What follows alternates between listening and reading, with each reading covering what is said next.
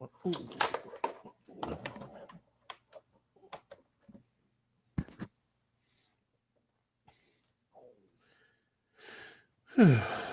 evening, everyone. Just bear with me. I'm going to be starting the stream shortly. Just getting things work. Okay, it is working. Excellent. Just getting everything working, posting links and things of that nature. This is not obviously our normal night. It's supposed to be Mondays now. Unfortunately, somebody got caught up in what he was doing yesterday and forgot until it was far too late to do the show. So I'm doing it tonight to make up for it.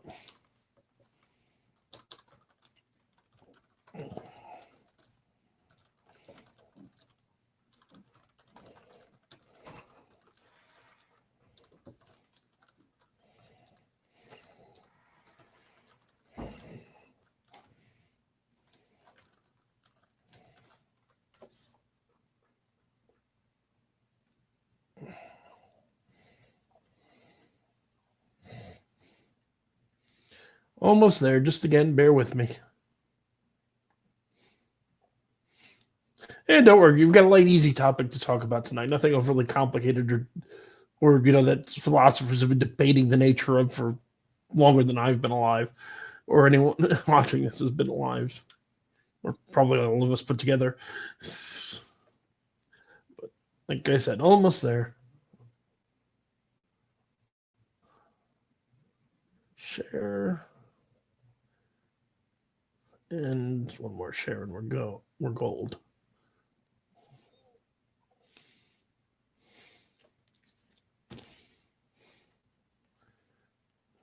Okay, good evening, ladies and gentlemen. Welcome to tonight's episode of Paranormal Encyclopedia. I am, as always, your host, Kevin Mears, demonologist, Paranormal Encyclopedia, and general odd person.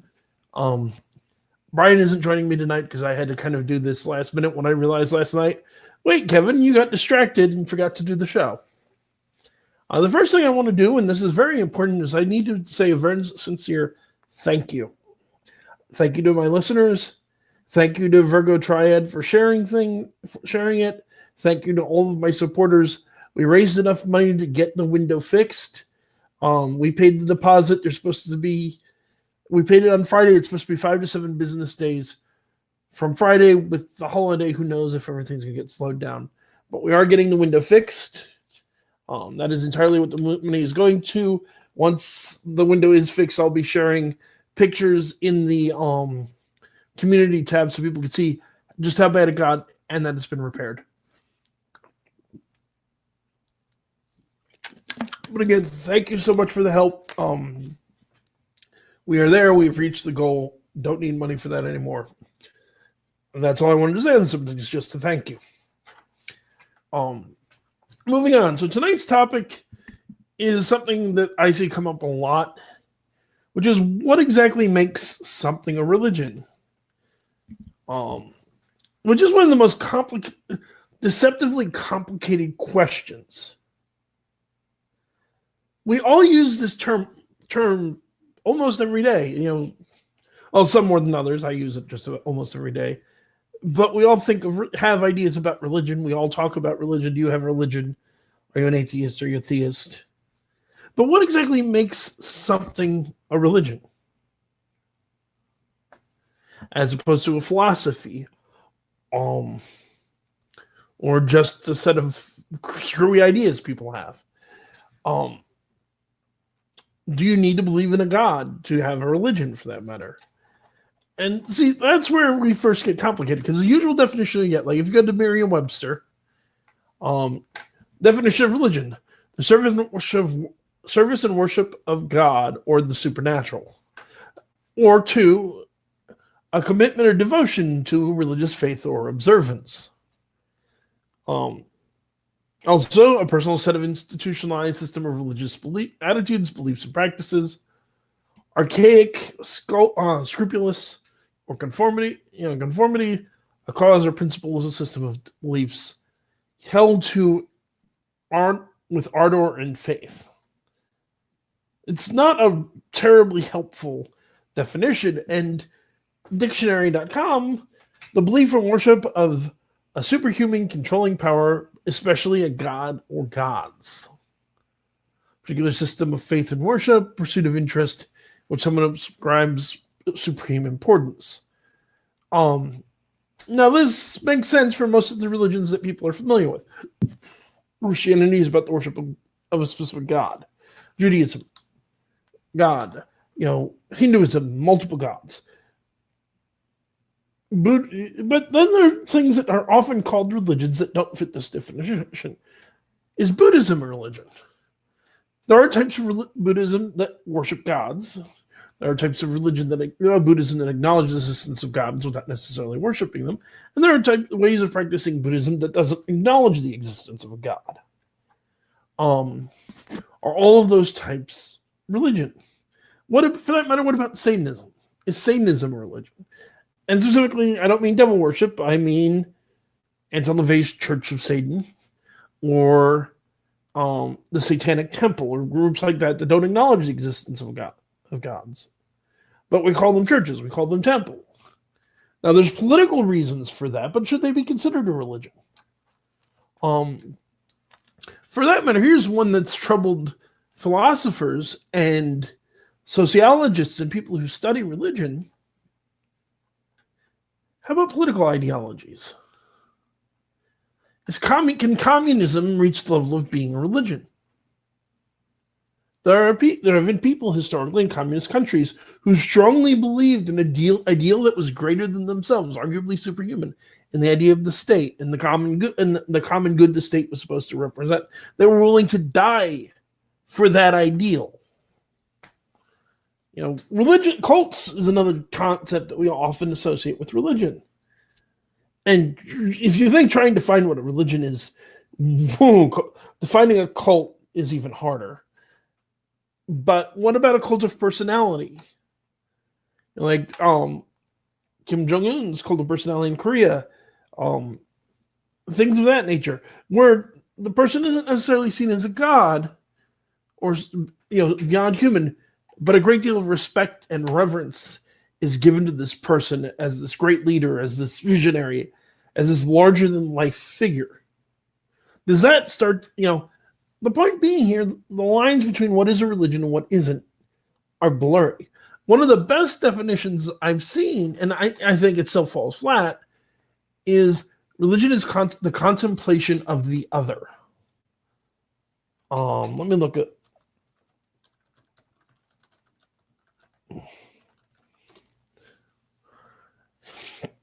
And it works because other here is pretty nebulous.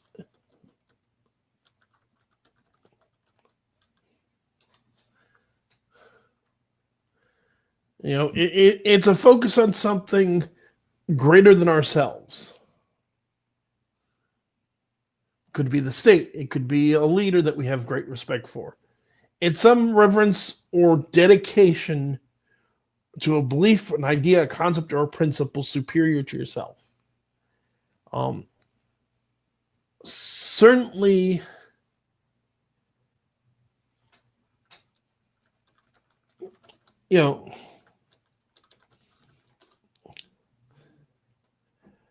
sorry, train of thought. There is certainly this concept that you don't need a god to have a religion.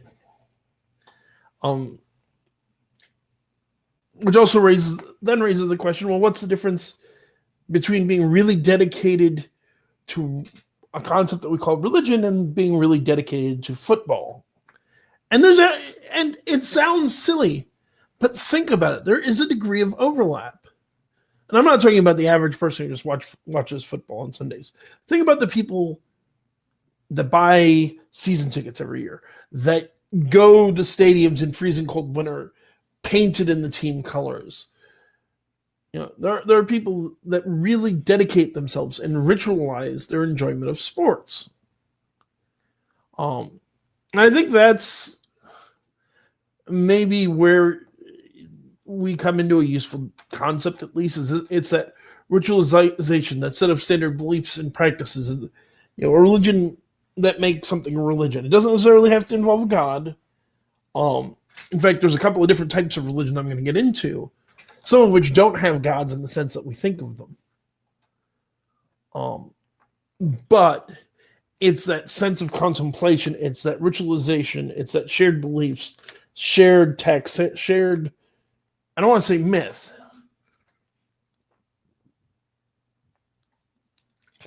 Shared story. Certainly, I think to be a religion is a reliance on things that are outside of what is empirically scientific. Even atheistic religions like LaVey Satanism have a contemplation of ideas and morals and precepts that aren't part of objective science. I don't think, because a common argument you'll hear from creationists is that evolution is a religion. But there are no rituals to it. There is no belief in something that is not empirical. There is no there's no common scripture. There is nothing that makes it a religion. Being a football fan is more of a religion than accepting evolution. Realistically, it doesn't, and that's another thing that I think is a good aspect when you're talking about something being a religion, is it's something that influences your day-to-day life. It's something that informs your sense of morality and ethics. Evolution doesn't fit that criteria either. But I don't want to make this into a whole thing about evolution. But on the other hand, there's a related question of what is a cult. And that's hairier to answer than what is a religion. If you look up on dictionary websites, they tend to use the same terminology to define cults that they use to define religions, which makes it really not helpful. There's a couple of generally accepted definitions in sociology and religious study and theology and things like that. They don't agree with each other, I might add. But one common definition that I happen to prefer is a cult is simply a new religion that is substantially different from what societal standards of normality. That's it. And it definitely ties into this idea that cult is a pejorative term, where in sociology it really isn't. Cults are not necessarily, by most standards, a bad thing. I'll get into destructive cults in Stephen Hassan's spite model in a moment. But historically, and the way that, scholars talk about a cult, they don't mean inherently a destructive religious group. Either destructive in the sense of terrorist actions or destructive to members. But usually it's kind of a stigma. Even when admittedly, I've used the term cult pejoratively before, which is specifically to provoke a specific emotional reaction. Like I'll refer to the anti-vax movement as a cult. Although there's some truth to that, because again, cults tend to focus on dedication to leaders. Usually living, most of the time what we call a cult is a dedication to a living human being. There's the old joke that a cult is a system where everybody believes it except the guy in charge knows that it's a lie. And a religion's a cult where the guy who knows is dead. I don't agree with that definition, but there's a certain logic to it. And the reality is that all religions at some point in their history fit most, if not all, the criteria that we define as a cult. I also want to address real quick, because this is a sticking point of mine and my friend Steve McRae's, of another question would be theism versus atheism versus agnosticism. Because another part of what I want to do tonight is talk about terms and what terms mean, classifications. Theism means the belief in God or gods. Atheism is properly the rejection of the existence of God or gods. In logic terms, theism is P. God exists. Therefore, atheism is P, not P, which God does not exist. As opposed to agnosticism, which is the middle ground position of I don't know. Modern atheists, and this seems, as far as I can tell, to have started with Christopher Hitchens, have been trying to hijack this concept into agnostic atheism, Gnostic atheism, agnostic theism, Gnostic theism, which is one, nonsensical, and I'll get into why in a moment. Two, ignores a substantial part of the population that considers itself agnostic. Atheists will say, atheists who support this idea of agnostic atheist will say, well, this is now the accepted norm, definitions change. It's like, but no agnostics agree with your concept. There are millions of people in the world who object to the way that you're choosing to redefine their beliefs. So no, you don't get to hijack definitions. So the term agnostic, and the main argument they will make is that a means without, gnosis means knowledge. So agnostic means without knowledge.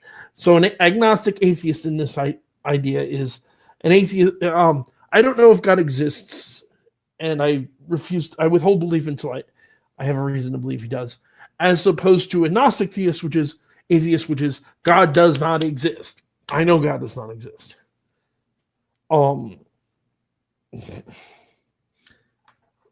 Which is also sometimes atheist. Now, if you go back to Thomas Huxley, who's the philosopher who coined the term agnostic, he specifically meant, and he's clear in his writings that he meant, someone who basically has no answer. I don't know that God exists or not, and I may not be able, and often enough it means someone who does not know if you could ever possibly know if God exists or not. It's the undecided middle ground between the two. It is, in my opinion, trying to hijack agnosticism as a form of atheism or theism is the fallacy of the excluded middle. You're saying it has to be one or the other, that there's no middle ground. And there is, because the middle ground is, I don't have an answer. Atheism is a positive position. Theism is a positive position. Agnosticism is the lack of a position. That's how Huxley meant it. That's how philosophy. If you look at academic papers, peer-reviewed papers in philosophy or sociology that address the subject, that's how they use the term. It's only in a minority population of atheists. Can I even all atheists insist on this absurd concept that you have this idea of agnostic atheists? Okay, before I keep going, let me talk about some of the other categories, because I think it's worth noting that there are many different types of things that we consider religion. The most famous distinction at this point would probably be monotheism, the belief there is only one God, which is Judaism, Christianity, Islam, Baha'i, Sikhism, Zoroastrianism. Not Zoroastrianism, that's actually inaccurate. Wikipedia has that wrong. Polytheism, the belief that there's multiple gods, which are your traditional paganistic religions, which can fall into a bunch of different categories. Hard polytheism, there are separate gods, each distinct from each other. Soft polytheism, which means that the gods are subsumed into a bigger whole, apparently. Henotheism, which is the belief that there is one god of your tribe, but other tribes and other groups have their own gods that are also valid. This is the religion. This is the type of religion early Judaism, the Judaism of the earliest books of the Bible specifically, because even earlier than that, it may have been polytheistic held. And you see this in the book of Exodus. You see this in the Psalms. It's this concept that Yahweh is the God of Israel. Baal is the god of the Canaanites. Israelites have a covenant with Yahweh, so they do not pray to Baal. Canaanites have a relationship with Baal, so they do not pray to Yahweh.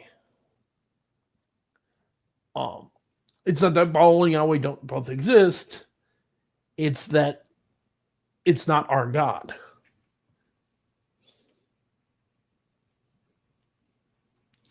There's also pantheism, which is a belief that that God is the universe and everything that exists is God. Or panentheism, which is that the universe, everything in the universe is part of God, but God is also separate from the universe. Spinoza hit that one, whereas parts of Hinduism hit normal pantheism. Deisms, so you hear a lot of people say that the founding fathers of the United States were atheists. That's not actually true for the most part. What they really were what's called deists for the most part. Well, actually, quite a few of them were Christians, but most the ones that resembled atheism were what are called deists. Deist is the watchmaker idea. It's God set up the universe, got everything running, and went on vacation.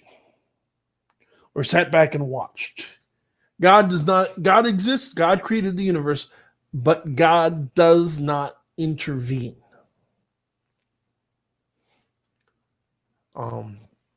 There's also autotheism, which is the belief that you are God, or you can become God. Then, for that matter, there's one of the oldest forms of religion, which is animism. Animism is the belief that everything, animals, plants, rocks, trees, has a soul. Everything has a spirit. You see animism in a lot of old tribal belief systems. You see it in, the original African religions, some Native American religious beliefs, because Native American religions, like Native American culture itself, are complex and diverse. It's not a single, everything is this. Shamanism tends to be animist, in general tends to be animistic.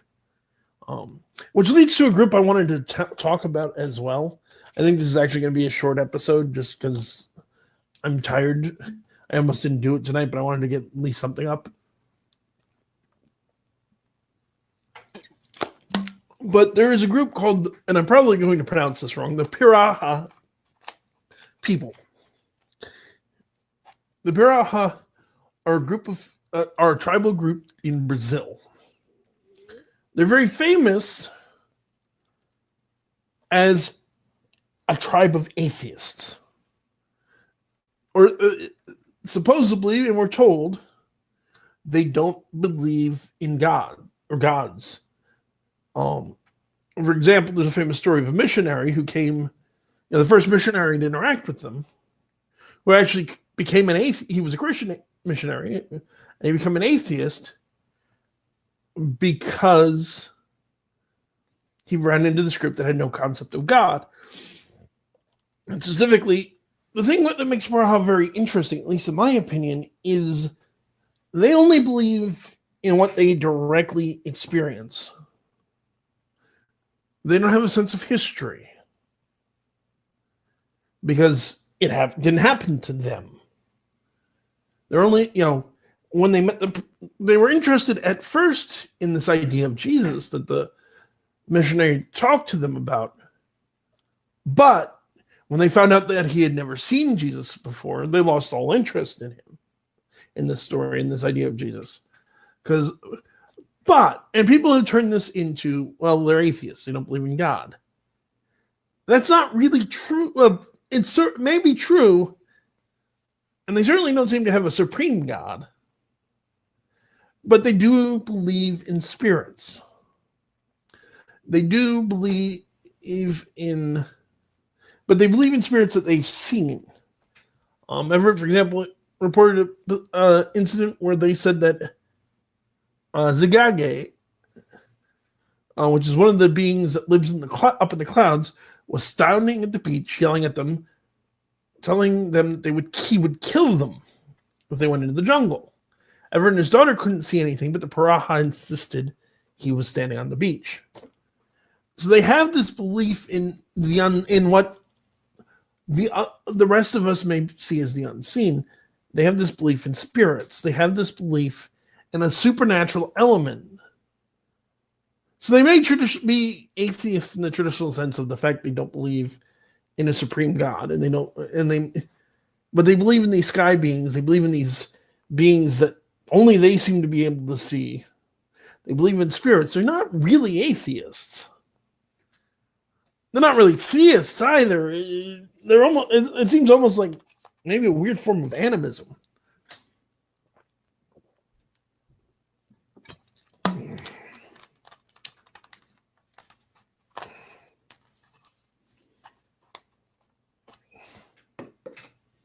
Oh, that's so. Before I go, there is at least one other thing I wanted to get into.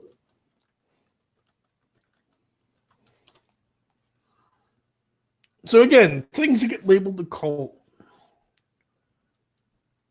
often it's unfair. Or the negative stigma behind calling something as a cult is unfair.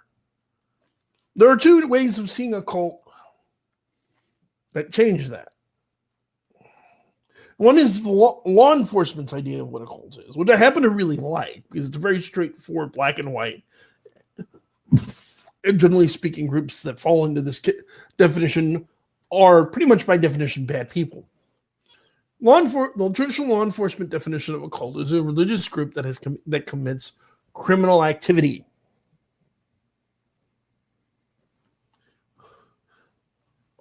It's when the organization itself, when people as part of it are actively breaking the law. Okay, now we'll label it a cult. I'm not saying law enforcement always follows that rule very well. I'm not getting into that argument. But I think there's a pretty good standard of when something should be stigmatized. Has it broken the law? Has it actually hurt somebody? For that matter, more specifically, has it actually hurt somebody? Or is it encouraging people to hurt people? In that case, yeah, it should be stigmatized. The other option is from a gentleman by the name of Stephen Hassan. He developed what he calls the bite model, which divides the characteristics that we define something as a cult into four categories: behavior control, information control, thought control, and emotional control. So, and then there are checklists within each one of what does each mean. So in behavior control, they regulate an individual's physical reality, dictate where, how, and with whom the member lives and associates or isolates, when, how, and with whom the member has sex, controls types of clothing and hairstyles, regulate diet, food, drink, hunger, and fasting, manipulation, deprivation of sleep, financial response, exploitation, manipulation, or dependence, restrict leisure and entertainment or vacation time, major time spent with group indoctrination and rituals and/or self-indoctrination, including the internet, permission required for major decisions, rewards, punishments used to modify behaviors, both positive and negative, discourage individualism, encourage groupthink, impose rigid rules and regulation, punish disobedience by beating, torture, burning, cutting, rape,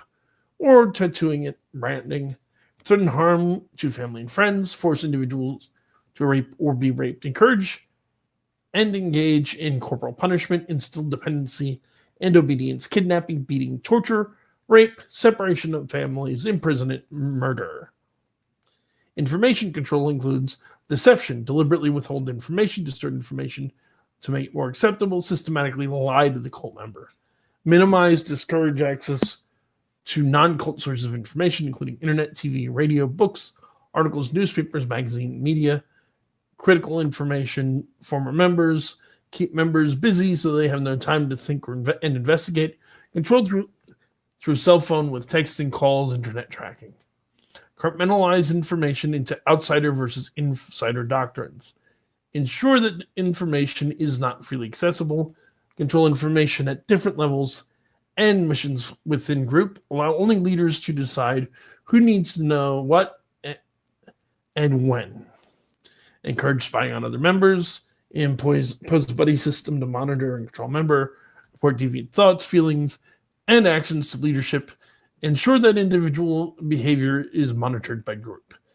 extensive use of cult-generated information and propaganda, including newsletters, magazines, journals, audio tapes, videotapes, YouTube, movies, and other media, misquoting statements, using them out of context from non-cult sources, unethical use of confession, information about sins being used to disrupt and or dissolve family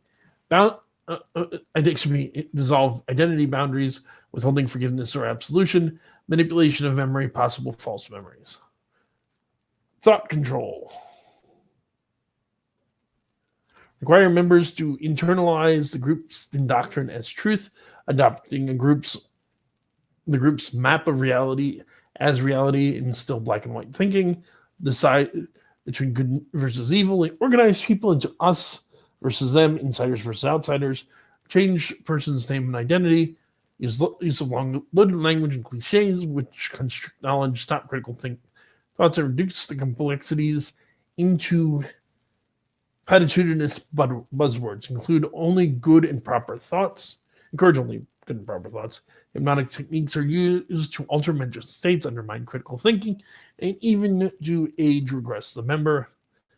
Memories are manipulated and false memories are created, teaching thought stopping techniques which set down reality, but testing by stopping negative thoughts, allowing positive thoughts, including denial, rationalization, justification, wishful thinking, chanting, meditating, praying, speaking in tongues, singing, or humming. Rejection of rational analysis, critical thinking, and constructive criticism. Forbidden critical questions about leader, doctrine, or policy allowed. Labeling alternative belief systems as illegitimate, evil, or not useful. Instill new map of reality. And then emotional control. Manipulate and narrow the range of feelings. Some emotions and or needs are deemed as wrong, evil, and or selfish.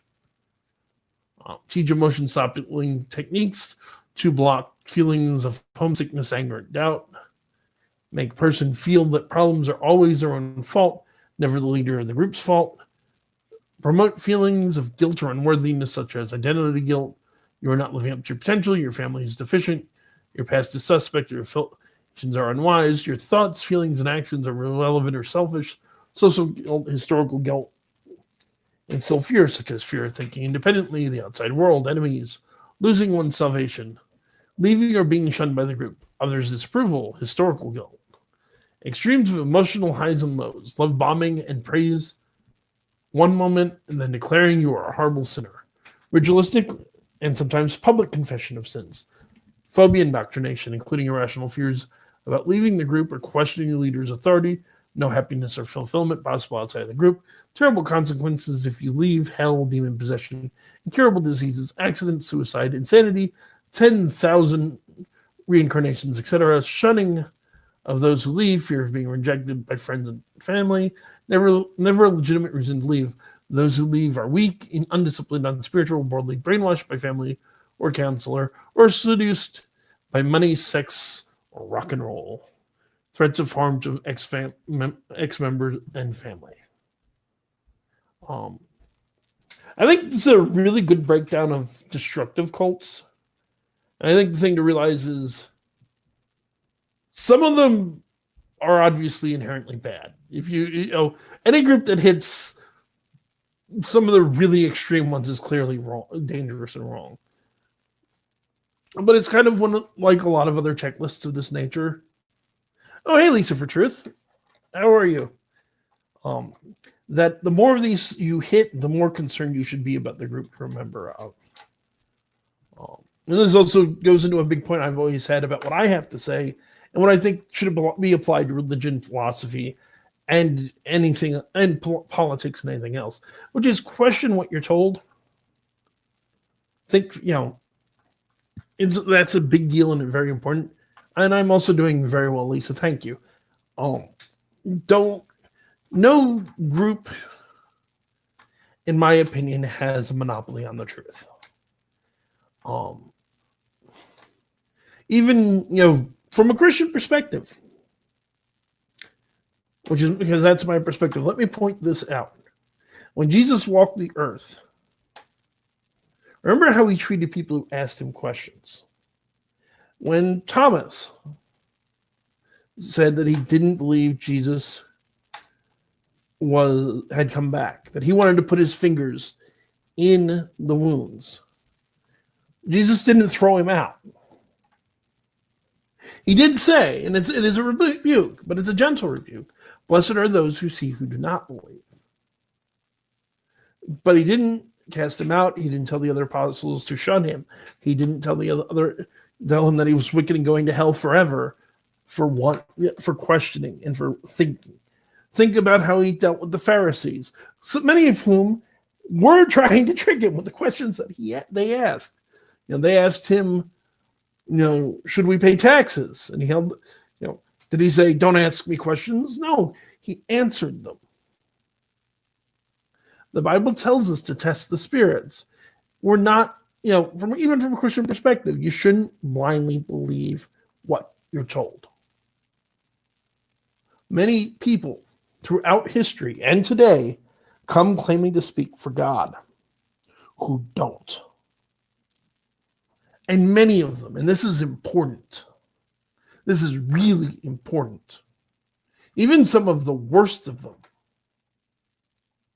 started looking pretty good. When Reverend Jim Jones got started, he wasn't telling people to drink poison. He was fighting for civil rights. He was adopting kids from multiple ethnic backgrounds and saying desegregation was important to him. He was fighting for desegregation. He didn't start out with a crazy little cult compound in Guyana.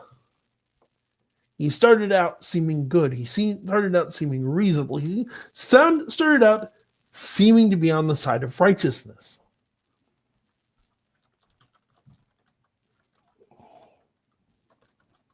Another good example of this point, Fred Phelps.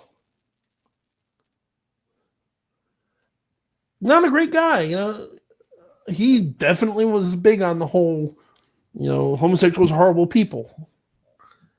But he is also, and I don't want to pick on people who fight for civil rights. I'm all for civil rights. But he started out there. He started out in something positive. He started out as somebody people respected. And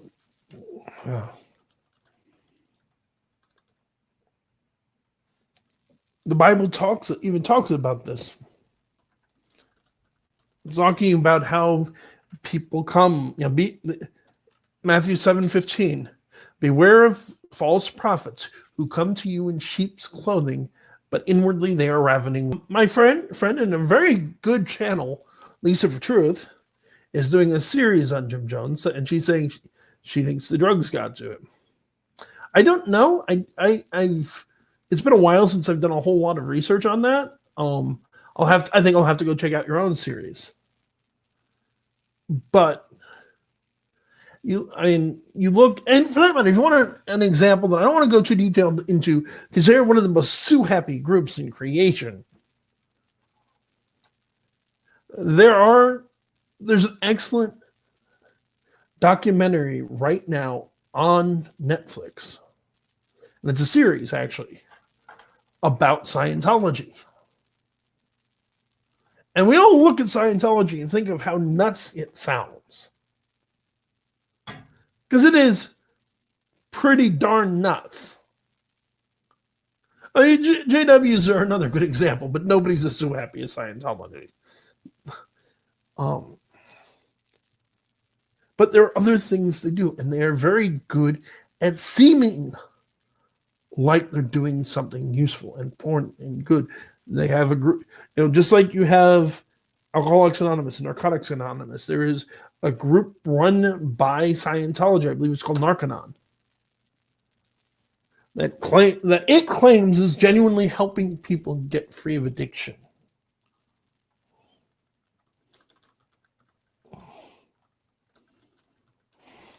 Scientology, the Aftermath is the name of what I was talking about.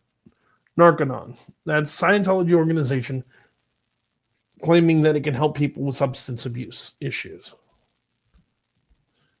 And they build these centers all around.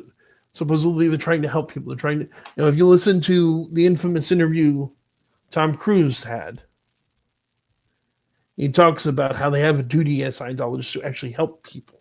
They talk about how and they lie considerably, and they talk about how dangerous psychiatry is and psychiatric medication is, and they're trying to help people and trying to spread the truth about that.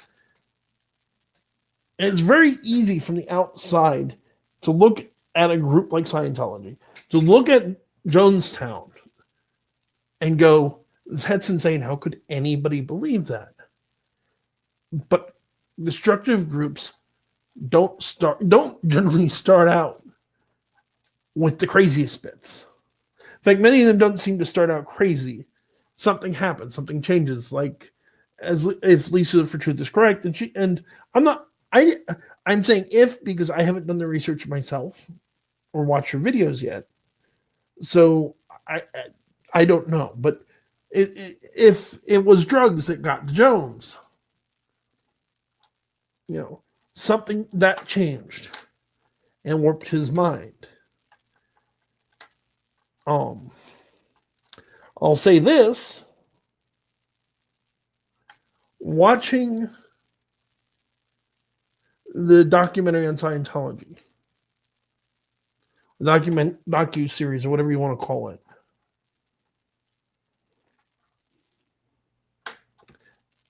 watching how David Miscavige, the current head of Scientology, carries himself.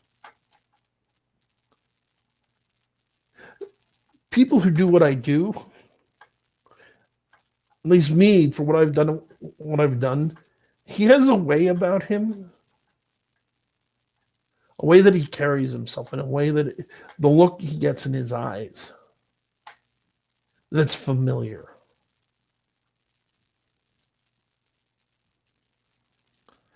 And it's the sort of look you see in the eyes of somebody who's gotten very deep into, not necessarily Satanism, but into the darkest aspects of the occult, what they call the left-hand path. And the idea, and the thing to realize, even Lisa, for yourself as an atheist, is there's a philosophical concept. And Aliyah Kai just did a really good video on an example of this. There's a philosophical concept called of the left-hand path that can be inherently dangerous even without bringing magic and the occult into it. Because it's the idea that of seeking power for the sake of power. And that mindset's what I'm talking about. That sort of mindset leads itself to starting cults. The sort of narcissism, it's sort of psychopathy and sociopathy. Where you start to see, there's something I've talked about when I talked about ethics and philosophy before.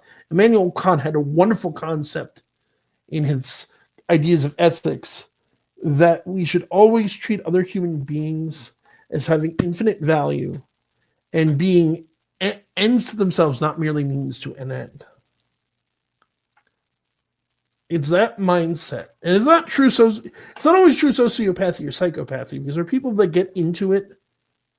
Psychopaths and sociopaths are either generally born or the result of very early severe childhood abuse and trauma. But there are people that put on a role-playing game, in fact, called Mage the Ascension. And I'll come back to that. I'll answer that in the chat, mostly because, again, I like to avoid politics. So I'll just put that in the chat.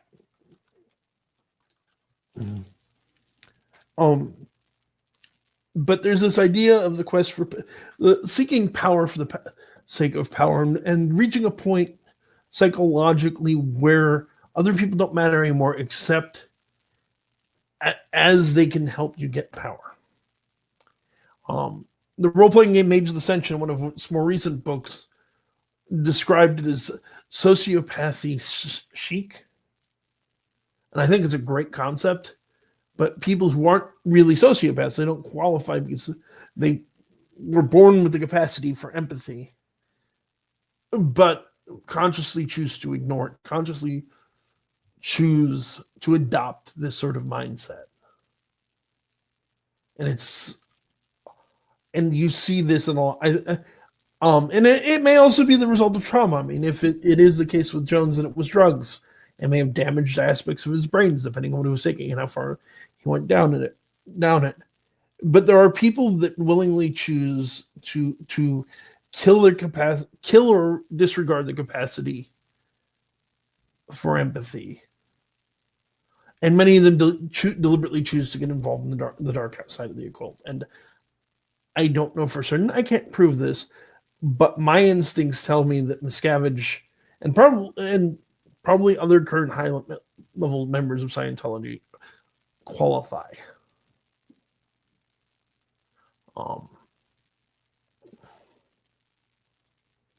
That's a pretty strong one. But so again, it is my sincerest. I don't want. There's another channel on YouTube. Lisa will know him. Some of my other listeners probably know him. What is his name? Telltale Atheist, who has a channel about going after groups he sees as cults and applying Steve Son's bite model that I went over to them. He has a really good channel. I recommend, if you're interested in the subject, you check him out. I don't want to go down that route myself. I respect what he's doing. Don't misunderstand me. But I don't like to sit in judgment on other people's beliefs like that. It's just not my way of doing things. I think, I'm a big believer in dealing with individuals more than groups. There are certainly groups I feel the need to call out. I'm no fan of Scientology. I'm no fan of Jehovah's Witnesses. But that's not just because of what they believe. It's because of what they do. My problem with Jehovah's Witnesses, and it's a problem I have with the Catholic Church, is the active protection of pedophiles. That to me is and I've said this multiple times, and I will stand 100% by this. No group that claims to be God's true appointed organization on earth protects people who prey on children. Period. Yeah, that would be another example. And I would even go so far as to not just call it blood doctrine, but to call it human sacrifice. But Jehovah's Witnesses and the way they refuse blood transfusion even to children, I don't agree, because it gets children killed. Like I generally prefer the definition of cult that's, at least in theory, used by law enforcement of it. It's a religious group that has engaged in criminal activity. Because then there's no there's no gray here. They're breaking the law. They're actively hurting people. Whether it be allowing children to die by denying them blood transfusion, which in my opinion should be illegal. If you're an adult, make whatever bad decisions you want. Do not endanger a child's life for your religious beliefs. Period. Whether it's protecting child molesters from prosecution by the government, whether it's kidnapping, abuse, blackmail, espionage, tax evasion. That I think is what for that matter, anti-vaxxers. I think anti-vaxxers are very dangerous. This is anti-maskers, for that matter, related. And I could turn this into a soapbox, and I don't want to do that. But it's that harm that they're doing that concerns me more than the ideology is part of it, because if it wasn't for their beliefs about blood, Jehovah's Witnesses wouldn't be, and the Bible's prohibitions against consuming blood, and the Bible is very clear that it's don't consume blood. It doesn't say anything about using it for medical uses. But if it wasn't for that belief, those children wouldn't die. On the other hand, it's less, I think, Jehovah's Witnesses and Catholics, from what I know, it's not part of their beliefs. That's why they're protecting these child molesters. It's more protecting public image. You can certainly believe in Catholic dogma, and many, many people do, without condoning the rape of children. For that matter, many people within the Catholic Church believe in, priests and things of that nature are dedicated to the organization. that are decent, good people who don't approve of what's going on. Same thing with Jehovah's Witnesses. I have many issues with the governing body of the Jehovah's Witnesses because of how they control people. But there are many Jehovah's Witnesses that are not bad people. And I think it's another thing that's important to remember in this is that you should criticize groups, but realize that the members of a destructive cult, particularly not when you're talking about necessarily the leaders, because leaders usually know that it's BS. But you're talking about the people that honestly, sincerely believe. They're not victimizers, they're victims. They're being manipulated. They are being controlled. And we shouldn't hate, we should have anger for the ones that are committing the crimes. It's like, I'm sorry, I don't care what you believe. You have no justification for flying a plane into a tower and killing people. But the rank and file, and Islam, when I say that, I'm not calling Islam a cult, because Islam is not a cult. But Al-Qaeda is another matter. But cults people that are in a cult are often victims, they're part of the problem insofar as they continue to spread the belief. But they honestly believe it, and they're just being deceived. Lisa says it beautifully. I really feel for, quoting Lisa, I really feel for people who really believe. And I do as well. When you see people, and you talk to people, and I get frustrated just because it's like they don't want to look at the other side. They don't want to look at the information because they're told, cults regularly tell their members that people like me, people on the outside, are deceived. We're under knowingly or not being controlled by Satan.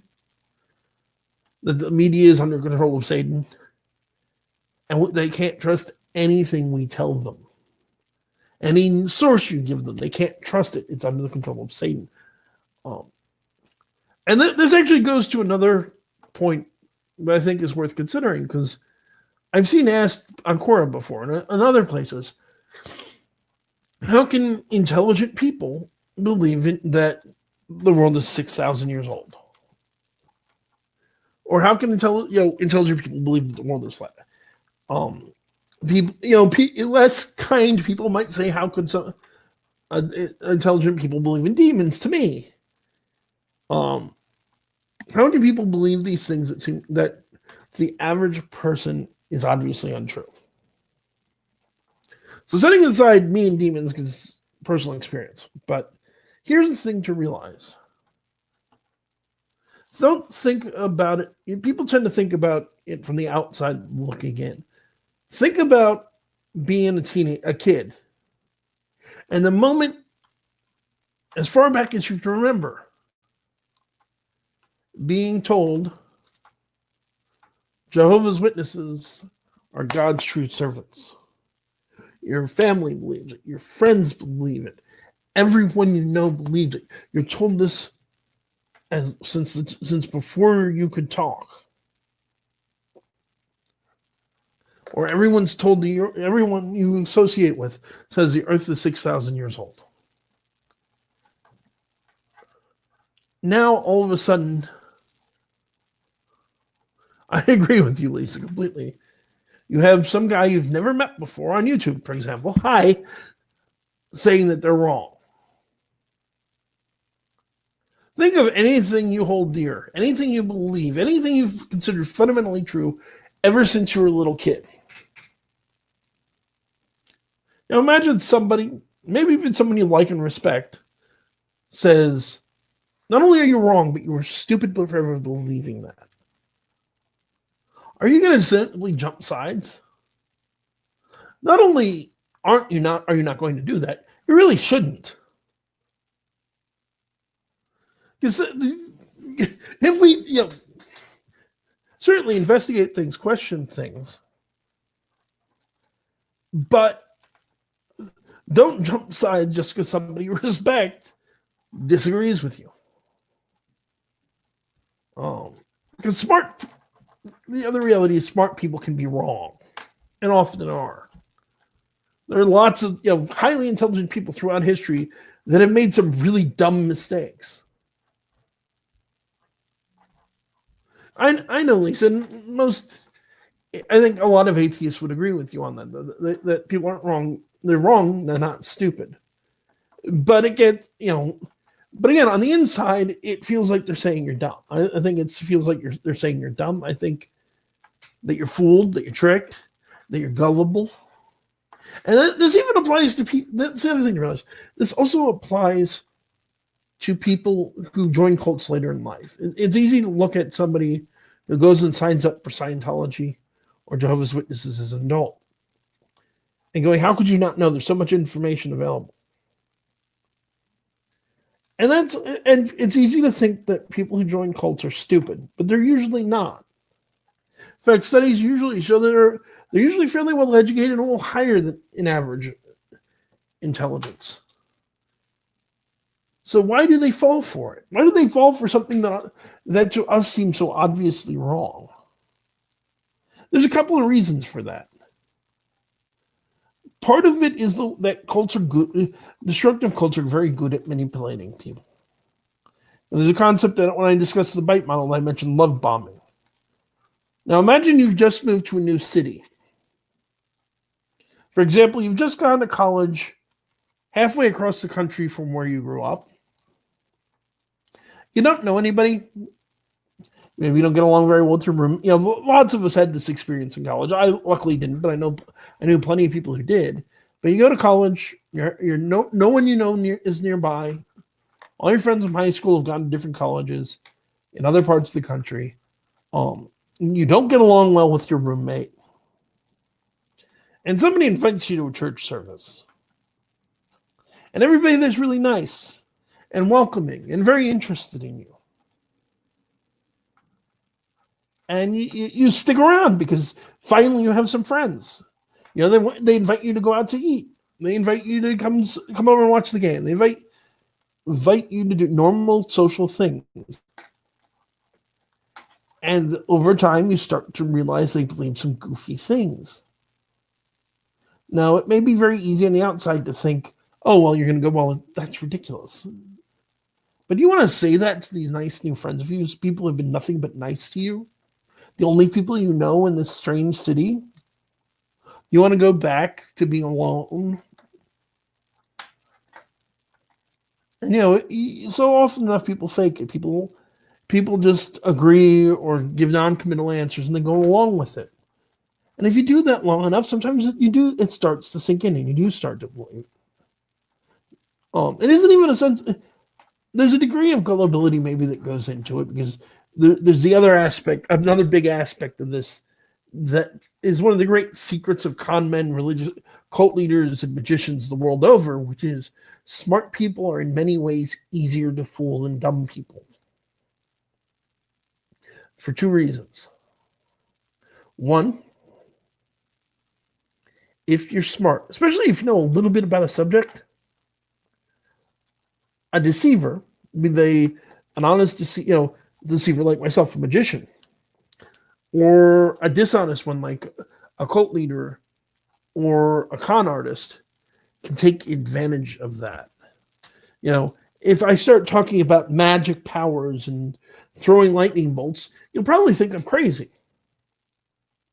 If I couch my terms in quantum mechanics and spooky action at a distance and use enough buzzwords that an educated person's heard before, but probably doesn't, unless you've taken a lot of classes in physics, you probably have heard of it, have a general idea what it is, but you don't know that much about it. If I know enough of the lingo to make it sound like I do, you're more likely to believe me. Because there are natural tendencies. If you're listening to people speak, one of whom has all of his facts straight and talks in a very down-to-earth manner, and another person who uses lots of complex scientific terms, and is talking one person who can talk to you here on this level, one person who talks to you up way over your head. we're conditioned to think of the guy who's over your head as being smarter. Because smart people use the more complex lingo. They don't talk on our level. And it's not actually true. Some of the smartest people in history have been good educators. And have been able to take that highly complex concept and break it down so that somebody who hasn't spent the last, Neil deGrasse Tyson's a great example of this. He has the education. He is an astrophysicist. He's a highly intelligent man. But he's good at taking that complex concept and breaking it down so that somebody who hasn't spent the last 20 years studying astrophysics can understand what he's talking about. Not because because here's the thing. Just because you don't understand a bunch of complicated terms, that doesn't make you dumb. It may make you uneducated, or it makes you less educated, but it doesn't make you dumb. And that's another natural tendency we have that becomes a problem here. And I need to wrap this up because otherwise in a minute or two, I'm going to get knocked off YouTube. But we have this feeling that it's dumb to ask if you don't understand, and that's not true. If you don't understand something, for God's sakes, just ask. You're not stupid. Stupid is not asking the question. Not asking. Stupid is being unwilling to admit you don't know something. Smart people are, the smarter you are, the more you realize you don't. The smarter you really are, the more you realize you don't know. And if you don't know, you should ask. Think about that.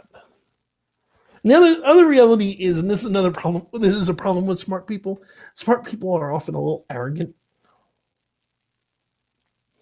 They're less likely to admit they've been tricked. Sir Arthur Conan Doyle was a perfect example of this. He was a highly educated, highly intelligent man who fell for pretty much every lie that came across his plate. Because there is that idea, you don't want other people to see you as dumb. And admitting you're dumb, you made a mistake, makes you look dumb.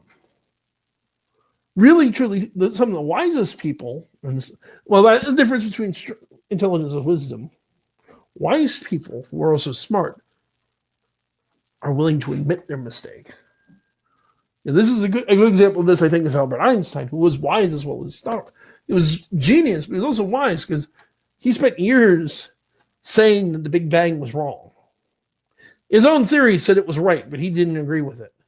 But he eventually realized the math was right, the science ended up, and he was willing to publicly admit that rejecting the Big Bang was the biggest mistake of his career. Smart people can be arrogant. Wise people are willing to admit they're wrong. That might actually be the best. But I want to wrap this up since we've come to the end of the hour. And again, I don't want to get kicked off. Thank you all for joining us. I've had a pleasure here as always. Remember to tune in next week, Monday, 6 p.m. to 7 p.m. Eastern Standard Time.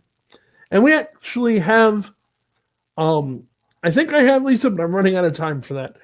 We're going to have a guest next week because next Friday, not this Friday, but December 11th, we're going to have a guest. It's not going to be, we're not moving the show to a new night. It's going to be a special show because the guest isn't available Mondays. But Aliyah Kai, Aliyah Kai, who has her own channel, Aliakai, who is a Hellenistic pagan and knows more about Greek religion than I even guessed there is to know, has graciously agreed to join us. And we're going to be talking about Hellenistic beliefs and the Greek deities and things of that nature. I'm really looking forward to it. If you don't know her, I highly recommend checking out her channel. I'll put a link in the description. She's a very smart woman with a lot of good things to say. But that's going to do it for tonight. I want to thank you all for joining us. This has been, as always, been Kevin Mears, demonologist and paranormal investigator, and the Paranormal Encyclopedia. And again, I want to thank everybody who supported my fiance and I in getting our window repaired.